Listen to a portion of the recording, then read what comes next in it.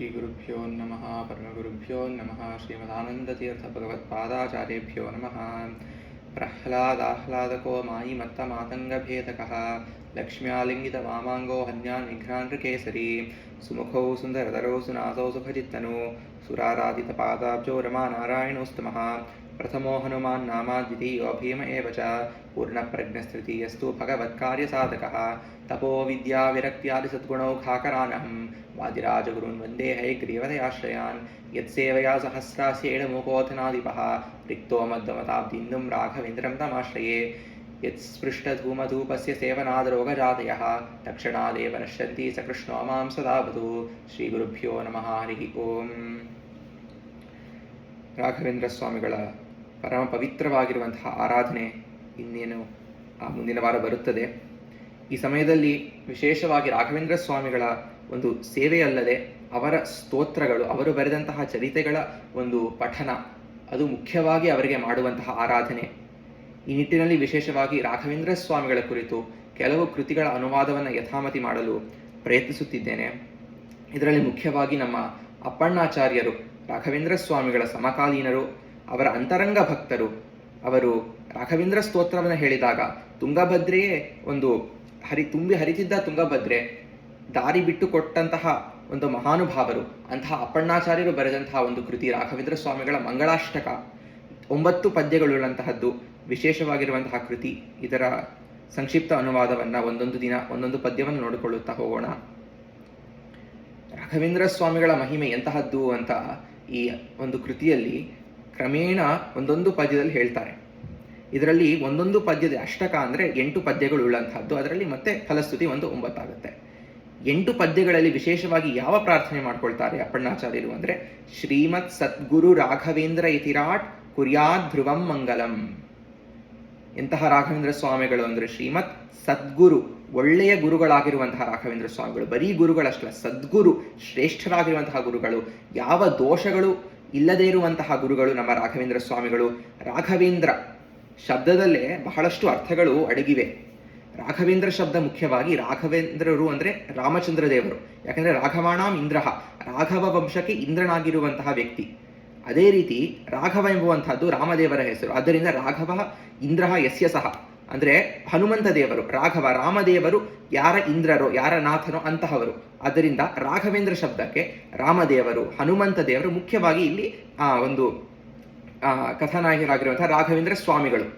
ಅಂದರೆ ಈ ಶಬ್ದ ಸುಧೀಂದ್ರ ತೀರ್ಥರು ಕೊಟ್ಟದ್ದಷ್ಟೇ ಅಲ್ಲ, ಸಾಕ್ಷಾತ್ ಮೂಲರಾಮಚಂದ್ರ ದೇವರೇ ಸುಧೀಂದ್ರ ಸ್ವಾಮಿಗಳ ಕನಸಿನಲ್ಲಿ ಬಂದು ನಿಮ್ಮ ಶಿಷ್ಯರಿಗೆ ಈ ಹೆಸರು ಇಡಬೇಕು ಅಂತ ಕೊಟ್ಟಿರುವಂತಹದ್ದು. ರಾಮದೇವರಿಂದ ಬಂದಂತಹ ದಿವ್ಯವಾಗಿರುವಂತಹ ನಾಮ ಆ ರಾಘವೇಂದ್ರ ಶಬ್ದದ ಮಹಿಮೆ.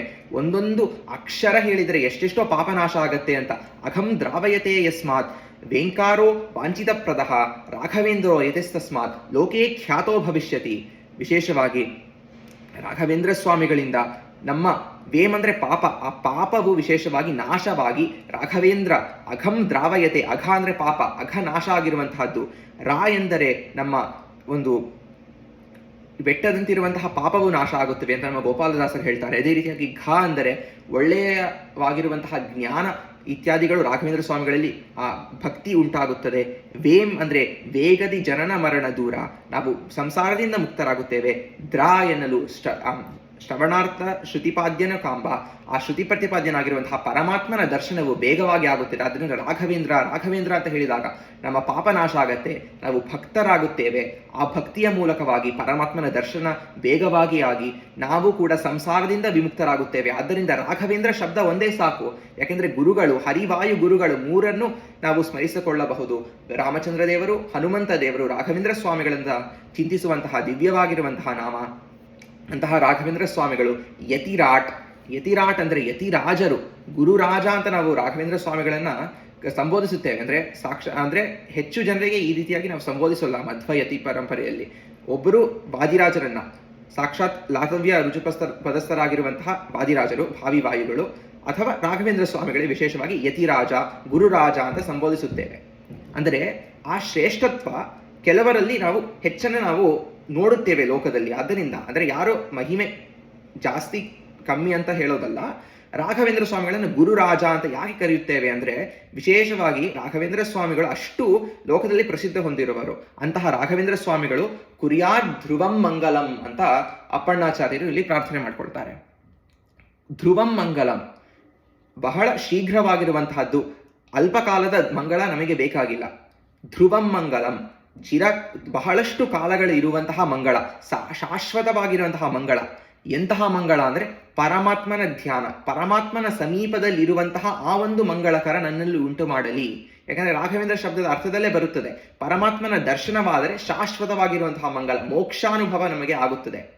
ರಾಘವೇಂದ್ರ ಸ್ವಾಮಿಗಳು ನೇರವಾಗಿ ಮೋಕ್ಷ ಕೊಡಲಿಕ್ಕೆ ಸಾಧ್ಯವಾಗೋದಿಲ್ಲ, ಯಾಕೆಂದರೆ ಅವರು ದೇವರಲ್ಲ ಅಲ್ವಾ, ನಮ್ಮ ತತ್ವದಲ್ಲಿ ಅದು ಬರುವಂತಹದ್ದು. ಆದರೆ ಪರಮಾತ್ಮನ ಹಾದಿಯಲ್ಲಿ ಅವರು ನಮ್ಮನ್ನು ಪ್ರೇರಿಸುತ್ತಾರೆ, ಆ ಪರಮಾತ್ಮನ ಧ್ಯಾನಕ್ಕೆ ಅನುಕೂಲ ಮಾಡಿಕೊಡ್ತಾರೆ. ಅಂತಹ ಮಂಗಳ ಉಂಟು ಮಾಡುತ್ತಾರೆ ರಾಘವೇಂದ್ರ ಸ್ವಾಮಿಗಳು. ಧ್ರುವಂ ಮಂಗಳಂ ನಾವು ಕೇಳಬೇಕಾಗಿರುವಂತಹದ್ದು ರಾಘವೇಂದ್ರ ಸ್ವಾಮಿಗಳಲ್ಲಿ. ಯಾಕೆಂದ್ರೆ ನಾವು ಲೋಕದಲ್ಲಿ ನೋಡುತ್ತೇವೆ, ಅಂದರೆ ಹೆಚ್ಚು ಜನ ರಾಘವೇಂದ್ರ ಸ್ವಾಮಿಗಳು ಅಂದರೆ ಇಷ್ಟಾರ್ಥಗಳನ್ನು ಕೊಡ್ತಾರೆ, ನಾವು ಕೇಳಿದ್ದು ಉದ್ಯೋಗವನ್ನು ಕೊಡ್ತಾರೆ, ಮದುವೆ ಬೇಗ ಮಾಡಿಸ್ಕೊಡ್ತಾರೆ, ಹೊಸ ಫ್ಲಾಟ್ ಕೊಡಿಸ್ತಾರೆ, ಅಂಥವದ್ದನ್ನು ಬೇಡಿಕೊಳ್ತಾರೆ ರಾಘವೇಂದ್ರ ಸ್ವಾಮಿಗಳಲ್ಲಿ. ಅದು ಬೇಡಬಾರದಂತಲ್ಲ, ಆದರೆ ಮುಖ್ಯವಾಗಿ ರಾಘವೇಂದ್ರ ಸ್ವಾಮಿಗಳಲ್ಲಿ ಬೇಡಿಕೊಳ್ಳಬೇಕಾಗಿರುವಂತಹದ್ದು ಪರಮಾತ್ಮನಲ್ಲಿ ನಿಷ್ಠೆ, ಭಕ್ತಿ. ಯಾಕೆಂದರೆ ಧ್ರುವಂ ಮಂಗಳಂ, ಶಾಶ್ವತ ಕಾಲ ನಮ್ಮೊಟ್ಟಿಗೆ ಇರುವಂತಹದ್ದು ಆ ಒಂದು ಆನಂದದ ಅನುಭವ ಮೋಕ್ಷದಲ್ಲಿ ನಾವು ಅನುಭವಿಸಲಿಕ್ಕೆ ಸಾಧ್ಯ. ಅಂತಹ ಮೋಕ್ಷದ ಹಾದಿಯಲ್ಲಿ ನಮ್ಮನ್ನು ಅನುಗ್ರಹ ಮಾಡುವವರೇ ರಾಘವೇಂದ್ರ ಸ್ವಾಮಿಗಳು. ಯಾಕೆ ಇಷ್ಟು ಮಹಿಮೆ ರಾಘವೇಂದ್ರ ಸ್ವಾಮಿಗಳಿಗೆ ಅಂತ ನಾವು ಪ್ರಶ್ನೆ ಮಾಡಿಕೊಂಡಾಗ ಮೊದಲನೇ ಪದ್ಯದಲ್ಲೇ ಶುರು ಮಾಡ್ತಾ ಹೇಳ್ತಾರೆ ನಮ್ಮ ಅಪ್ಪಣ್ಣಾಚಾರ್ಯರು. ಶ್ರೀಮದ್ ಪದಾರವಿಂದ ಮಧುಪ ಶ್ರೀಮಧ್ವಂಶಾಧಿಪ ಸಚ್ಚಿಷ್ಯೋಡು ಗುಣೋಡುಪಶ್ರಿತ ಜಗತ್ಕೀರ್ವಾಣ ಸತ್ಪಾದಪಃ ಅತ್ಯರ್ಥಂ ಮನಸಾ ಕೃತಾಚ್ಯುತ ಜಪ ಪಾಪಾಂಧಕಾರಾತಪಃ ಶ್ರೀಮತ್ ಸದ್ಗುರು ರಾಘವೇಂದ್ರ ಯತಿರಾಟ್ ಕುರ್ಯಾಧ್ರುವಂ ಮಂಗಲಂ. ವಿಶೇಷವಾಗಿ ಮೊದಲನೇದಾಗಿ ಶ್ರೀಕಾರದಿಂದ ತಾವು ಪ್ರಾರಂಭ ಮಾಡ್ತಾರೆ. ಬಹಳ ಮಂಗಳಕರವಾಗಿರುವಂತಹ ಶಬ್ದ ಶ್ರೀಮದ್ ರಾಮ ಪದಾರವಿಂದ ಮಧುಪಃ. ರಾಘವೇಂದ್ರ ಸ್ವಾಮಿಗಳಿಗೆ ಅತ್ಯಂತ ಸುಂದರವಾಗಿರುವಂತಹ ಸಂಬೋಧನೆ. ನಮ್ಮ ಮಾಧ್ವ ಪರಂಪರೆಯಲ್ಲಿ ಬರುವಂತಹ ಎಲ್ಲ ಜ್ಞಾನಿಗಳಿಗೆ ಅತ್ಯಂತ ಪ್ರೀತ್ಯಾಸ್ಪದವಾಗಿರುವಂತಹ ಸಂಬೋಧನೆ. ಮಧ್ವಾಚಾರ್ಯರ ವಾಯುಸ್ತುತಿಯಲ್ಲೂ, ಪಂಡಿತಾಚಾರ್ಯರ ವಾಯುಸ್ತುತಿಯಲ್ಲೂ ಅದನ್ನೇ ಹೇಳುತ್ತಾ ಶುರು ಮಾಡ್ತಾರೆ. ಶ್ರೀಮದ್ ವಿಶ್ವಂಘ್ರಿ ನಿಷ್ಠಾತಿ ಗುಣ ಗುರುತಮ ಶ್ರೀಮದ್ ಆನಂದ ತೀರ್ಥ ಅಂತ ಏನು ಹೇಳ್ತೀವಿ, ಶ್ರೀಮದ್ ವಿಶ್ವಂಘ್ರಿ ನಿಷ್ಠ ಅಂತ ಮಧ್ವಾಚಾರ್ಯರಿಗೆ ಹೇಳ್ತಾರೆ. ಅಂದರೆ ಪರಮಾತ್ಮನ ಅಂಘ್ರಿ, ಪಾದದಲ್ಲಿ ನಿಷ್ಠರಾಗಿರುವಂಥವರೇ ನಮ್ಮ ಮಧ್ವಾಚಾರ್ಯರು. ಅದೇ ರೀತಿ ರಾಘವೇಂದ್ರ ಸ್ವಾಮಿಗಳು ಶ್ರೀಮದ್ ರಾಮಾಭಿನಿಷ್ಠ, ಶ್ರೀಮದ್ ರಾಮಾಂಘ್ರಿ ನಿಷ್ಠ. ಶ್ರೀಮದ್ ರಾಮ, ಲಕ್ಷ್ಮೀ ಸಮೇತನಾಗಿರುವಂತಹ ರಾಮಚಂದ್ರ, ಸೀತಾಪತೆ, ಆ ಮೂಲ ರಾಮಚಂದ್ರ ದೇವರ ಪಾದಾರವಿಂದಗಳಲ್ಲಿ ಪಾದ ಕಮಲಗಳು ಪರಮಾತ್ಮನದ್ದು.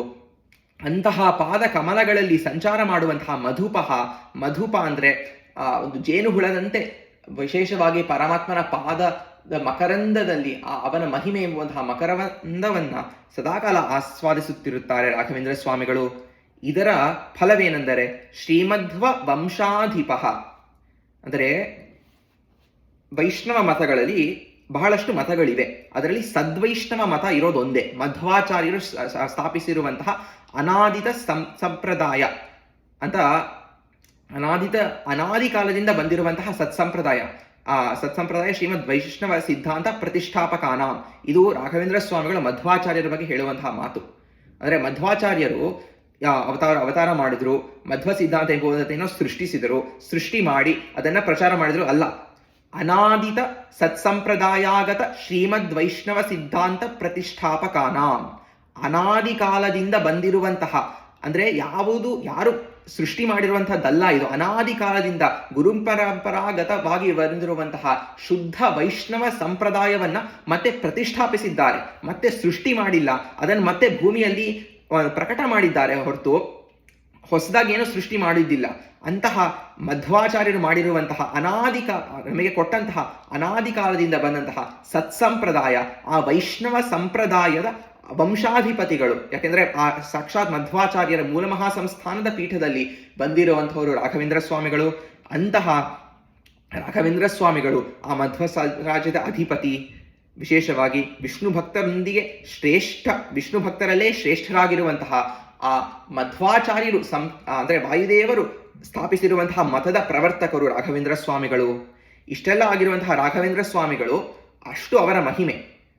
ಅದಕ್ಕೆ ನಮ್ಮ ಪಾಲಿಗೆ ಏನು ರಾಘವೇಂದ್ರ ಸ್ವಾಮಿಗಳು ಅಂದರೆ ಸಚ್ಚಿಷ್ಯೋಡು ಗುಣೋಡುಪಹ, ಅಂದರೆ ಸಚ್ಚಿಷ್ಯೋಡು ಗುಣೋಡುಪಹ, ಅದ್ಭುತವಾಗಿರುವಂತಹ ಮಾತು. ಸಚ್ಚಿಷ್ಯ ಒಳ್ಳೆಯ ಸದ್ ಶಿಷ್ಯರು, ಒಳ್ಳೆಯ ಶಿಷ್ಯರಿಗೆ ಉಡುಗಣ ಉಡುಪಹ. ಉಡು ಅಂದರೆ ಆಕಾಶದಲ್ಲಿರುವಂತಹ ತಾರೆಗಳು, ಆ ತಾರೆಗಳ ಸಮೂಹಕ್ಕೆ ರಾಘವೇಂದ್ರ ಸ್ವಾಮಿಗಳು ಹೇಗೆ ಉಡುಪಹ ಚಂದ್ರನಂತೆ ಇರುತ್ತಾರೆ.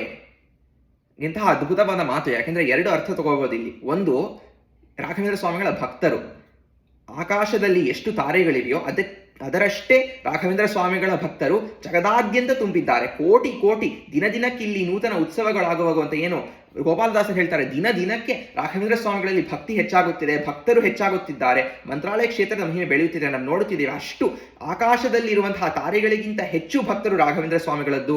ಅಂತಹ ರಾಘವೇಂದ್ರ ಸ್ವಾಮಿಗಳ ಭಕ್ತರಿಗೆ ಅವರು ಉಡುಪನಂತೆ ಇರುತ್ತಾರೆ, ಅರ್ಥಾತ್ ಚಂದ್ರನಂತೆ ಇರುತ್ತಾರೆ. ಅದೇ ರೀತಿ ಮತ್ತೊಂದು ಅರ್ಥ ನಾವೇನು ತಗೊಳ್ಳಬಹುದು ಅಂದರೆ, ತಾರೆಗಳ ಸ್ವಭಾವ ಏನು, ಹೊಳೆಯೋದು. ಎಷ್ಟು ಹೊಳೆಯುತ್ತಾರೋ, ಆದರೆ ಯಾವ ತಾರೆಯು ಚಂದ್ರನಂತೆ ಹೊಳೆಯುವುದಿಲ್ಲ. ಅದೇ ರೀತಿ ರಾಘವೇಂದ್ರ ಸ್ವಾಮಿಗಳ ಶಿಷ್ಯರು ಕೂಡ ಹೊಳೆಯುತ್ತಾರೆ.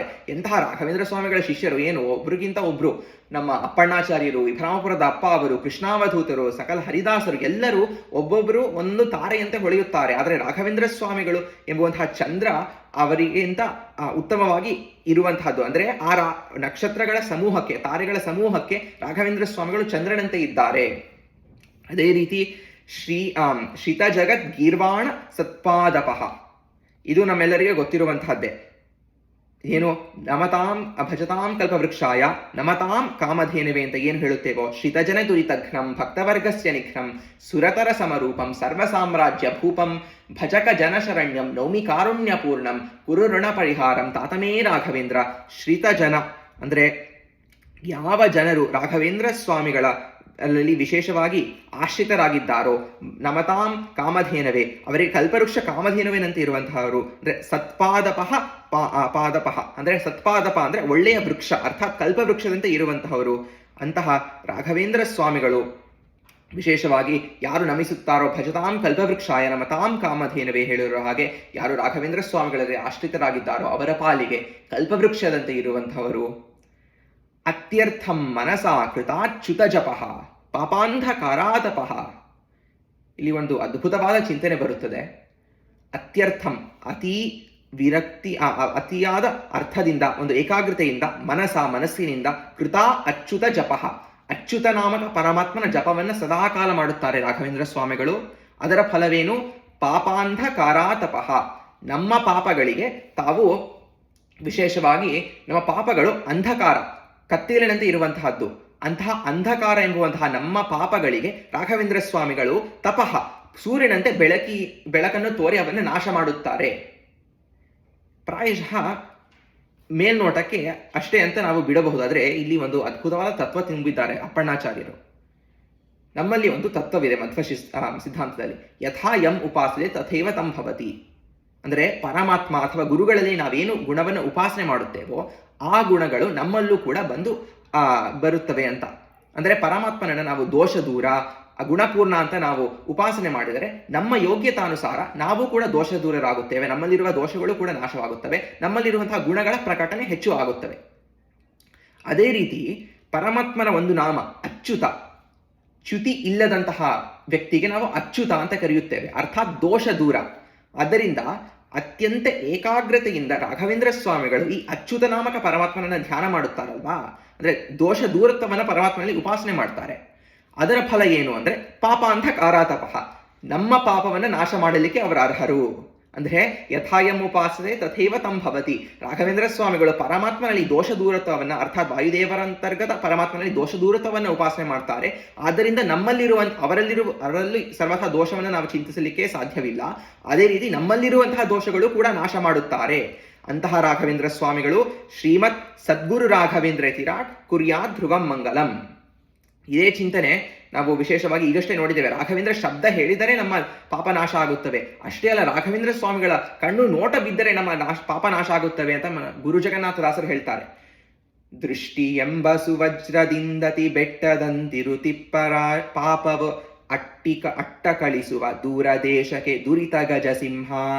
ಮುಟ್ಟಿತನ ಪದ ಸೇವೆ ಮಾಡಲು ಇಷ್ಟಕಾಮಿತ ಸಿದ್ಧಿ ನೀಡುವ ಕಷ್ಟಕೋಟಿಯ ಸಿಟ್ಟು ಬಿಡುವನು ಸರ್ವಕಾಲದಲ್ಲಿ. ಇದೇ ತರ್ಜಿಮೆ ಮಾಡಿ ಹೇಳಿರುವಂತಹದ್ದು ಗುರು ಜಗನ್ನಾಥದಾಸರು ಕನ್ನಡದ ರಾಘವೇಂದ್ರ ವಿಜಯದಲ್ಲಿ. ದೃಷ್ಟಿ ಎಂಬ ಸುವಜ್ರದಿಂದಲೇ ರಾಘವೇಂದ್ರ ಸ್ವಾಮಿಯ ಕಣ್ಣುಗಳ ದೃಷ್ಟಿ ಹೇಗಿರುತ್ತದೆ, ವಜ್ರದಂತೆ ಇರುವಂತಹದ್ದು, ಬೆಟ್ಟದಂತೆ ಇರುವಂತಹ ನಮ್ಮ ಪಾಪವನ್ನು ನಾಶ ಮಾಡಿರುವಂತಹ ದುರಿತ ಗಜಸಿಂಹ ರಾಘವೇಂದ್ರ ಸ್ವಾಮಿಗಳು. ಅದೇ ರೀತಿ ಮುಟ್ಟಿ ತನಪದ ಸೇವೆ ಮಾಡಲು ರಾಘವೇಂದ್ರ ಸ್ವಾಮಿಗಳ ಸೇವೆ ಮಾಡಿದರೆ ವಿಶೇಷವಾಗಿ ಇಷ್ಟಕಾಮಿತ ಸಿದ್ಧಿ ನೀಡುವ ನಮತಾ ಭಜತಾಂ ಕಲ್ಪವೃಕ್ಷಾಯ ನಮತಾಂ ಕಾಮಧೇನವೇ ಅಂತಹ ರಾಘವೇಂದ್ರ ಸ್ವಾಮಿಗಳು ವಿಶೇಷವಾಗಿ ಅವರ ಸ್ಮರಣೆ ಮಾಡಿದರೆ ವಿಶೇಷವಾಗಿ ನಾವೇನು ತಿಳಿದುಕೊಳ್ಬೇಕು, ರಾಘವೇಂದ್ರ ಶಬ್ದದ ಅರ್ಥದಲ್ಲೇ ಬರುವಂತಹದ್ದು ಇಷ್ಟೆಲ್ಲರ ಶ್ಲೋಕದ ಸಾರ. ರಾ ಅಂದರೆ ವಿಶೇಷವಾಗಿ ನಮ್ಮಲ್ಲಿರುವಂತಹ ಪಾಪವೂ ನಾಶ ಆಗುತ್ತದೆ. ಘ ಅಂದ್ರೆ ವಿಶೇಷವಾಗಿರುವಂತಹ ಭಕ್ತಿ ಉಂಟಾಗುತ್ತದೆ. ವೇಮ್ ಅಂದ್ರೆ ಸಂಸಾರದಿಂದ ಬೇಗ ಮುಕ್ತಿ ಆಗುತ್ತದೆ. ಯಾವುದರ ದ್ವಾರ? ದ್ರ ಎಂಬುವಂತಹದ್ರಲ್ಲಿ ಅಂದ್ರೆ ಪರಮಾತ್ಮನ ವೇಗವಾಗಿರುವಂತಹ ದರ್ಶನದ ಮೂಲಕವಾಗಿ ನಮ್ಮ ಸಂಸಾರದ ವಿಮುಕ್ತಿ ಆಗುತ್ತದೆ. ಆದ್ದರಿಂದ ನಾವು ಸದಾಕಾಲ ರಾಘವೇಂದ್ರ ರಾಘವೇಂದ್ರ ರಾಘವೇಂದ್ರ ಪಾಹಿ ಮಾಂ, ರಾಘವೇಂದ್ರ ರಾಘವೇಂದ್ರ ರಾಘವೇಂದ್ರ ರಕ್ಷ ಮಾಂ. ಯಾಕೆ ಚಿಂತಿಸಬೇಕು ಅಂದ್ರೆ ರಾಘವೇಂದ್ರ ರಾಮಚಂದ್ರ ದೇವರೇ, ರಾಘವೇಂದ್ರ ಹನುಮಂತ ದೇವರೇ, ರಾಘವೇಂದ್ರ ಸ್ವಾಮಿಗಳೇ. ಹರಿವಾಯು ಗುರುಗಳಲ್ಲಿ ನಾವು 3 ಬಾರಿ ಹೇಳಿದಾಗ ಅವರು 3 ಜನರ ಸ್ಮರಣೆ ಆಗುತ್ತದೆ. ನಮ್ಮಲ್ಲಿರುವಂತಹ ಪಾಪವು ನಾಶ ಆಗಿ ಪರಮಾತ್ಮನಲ್ಲಿ ನಿಷ್ಠೆ ಉಂಟಾಗಿ ಸಾಧನೆಯಾಗಿ ಗುರುಗಳ ಮೂಲಕವಾಗಿ ಪರಮಾತ್ಮನ ಸಾಕ್ಷಾತ್ಕಾರವಾಗುತ್ತದೆ. ಅದರ ಮೂಲಕವಾಗಿ ಸಂಸಾರದ ವಿಮುಕ್ತಿ ಆಗುತ್ತದೆ ಎಂಬುವಂತಹ ಚಿಂತನೆ ನಾವು ಮಾಡಿದಾಗ ರಾಘವೇಂದ್ರ ಸ್ವಾಮಿಗಳ ವಿಶೇಷವಾಗಿರುವಂತಹ ಅನುಗ್ರಹ ನಮ್ಮ ಮೇಲೆ ಬೀರುತ್ತದೆ. ಅದರ ಮೂಲಕವಾಗಿ ಕುರ್ಯಾತ್ ಧ್ರುವಂ ಮಂಗಳಂ, ಧ್ರುವವಾಗಿರುವಂತಹ ಸದಾಕಾಲ ಇರುವಂತಹ ಮಂಗಳವನ್ನು ರಾಘವೇಂದ್ರ ಸ್ವಾಮಿಗಳು ಉಂಟು ಮಾಡುತ್ತಾರೆ ಎಂಬುವಲ್ಲಿಗೆ ಈ ಒಂದು ಪದ್ಯದ ಚಿಂತನೆ ನಾನು ಮುಗಿಸುತ್ತಿದ್ದೇನೆ. ಮುಂದಿನ ದಿನಗಳಲ್ಲಿ ನಾವು ಸೇರಿದಾಗ 2ನೇ ಪದ್ಯ ಇತ್ಯಾದಿಗಳಲ್ಲಿ ನೋಡುತ್ತಾ ರಾಘವೇಂದ್ರ ಸ್ವಾಮಿಗಳ ಮಹಿಮೆ ತಿಳಿದುಕೊಳ್ಳೋಣ ಅಂತ ಹೇಳುತ್ತಾ ಈ ಪ್ರವಚನ ಮುಗಿಸುತ್ತಿದ್ದೇನೆ. ಶ್ರೀ ಕೃಷ್ಣಾರ್ಪಣಮಸ್ತು. ಶ್ರೀ ಹರಯೇ ನಮಃ.